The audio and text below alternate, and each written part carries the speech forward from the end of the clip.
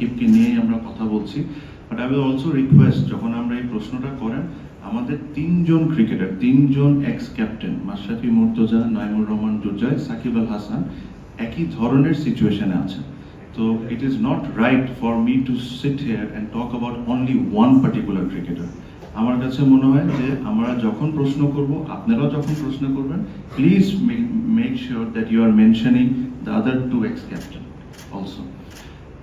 যে বিষয়টা ওই বিষয়টা আছে আমাদের তরফ থেকে ক্রিকেটিং এনি সুযোগ সুবিধা বা যে কোনো কিছু আমরা তাদেরকে ওপেন আর্মে ওয়েলকাম করব।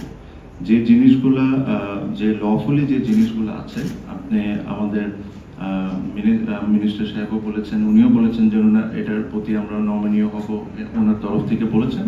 অ্যাজ ক্রিকেট বোর্ড আমাদের তরফ থেকে ক্রিকেটিং যেসব জিনিসে আমরা হেল্প করতে পারি, we are always there, will welcome them with open arm, যদি ওনাদের ওই সমস্যাগুলো ওনারা সমাধান করে আসেন।